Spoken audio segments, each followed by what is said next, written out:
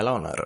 Relationships ని ఇంకొంచెం solid గా ఉంచేది కేరింగో షేరింగో కాదు, ఇంకొకటి ఉంది. ప్రెసెంట్ డేటింగ్ లో సక్సెస్ అవ్వాలి అనే ఒక మెజర్ ఉంటుంది కదా, దాని గురించి మాట్లాడితే ఉంటాయి.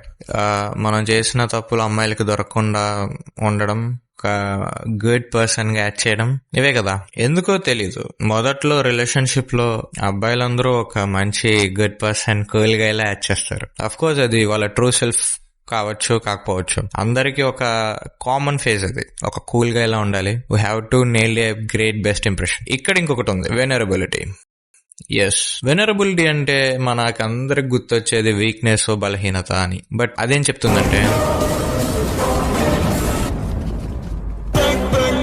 నిన్ను నువ్వు రీప్రజెంట్ చేసుకో. నువ్వు ఎక్కడైతే రిజెక్టెడ్ అని ఫీల్ అవుతావో ముఖ్యంగా అక్కడే రీప్రజెంట్ చేసుకో అని. అంటే డేటింగ్ టర్మ్స్ లో మాట్లాడుకుంటే, నువ్వు ఒక అమ్మాయిని కలుస్తావు అండ్ ఆ అమ్మాయి అంటే నీకు చాలా ఇష్టం.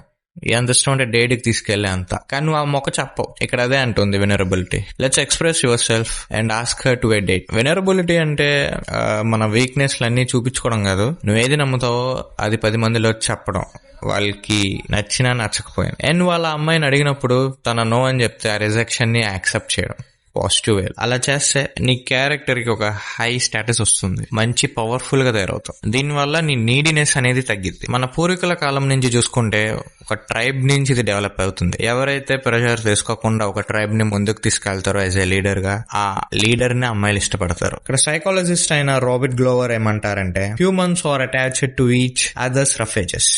మీ రఫ్ ఎడ్జ్ ఎప్పుడైతే చూపిస్తారో ఒక ఎమోషనల్ కనెక్షన్ అనేది వస్తుంది. హ్యూమన్స్ అందరూ యాక్చువల్లీ కనెక్ట్ అయ్యేది అక్కడే, సైకాలజికల్ గా చూసుకున్నాం. సో ఫస్ట్ ఆఫ్ ఆల్ మిమ్మల్ని మీరు దాచుకోవడం మానేయండి, ఒక గుడ్ పర్సన్ లా యాడ్ చేయడం మానేయండి. నెక్స్ట్ ఏంటంటే, మీ రిలేషన్షిప్ ని నాశనం చేసి ఇంకొక పెద్ద ప్రాబ్లం ఉంది. దాని మీద నేను వీడియో చేశాను, స్టాప్ బీయింగ్ నీడీ అని. అక్కడ కలుద్దాం. ఎస్, తల విస్తా.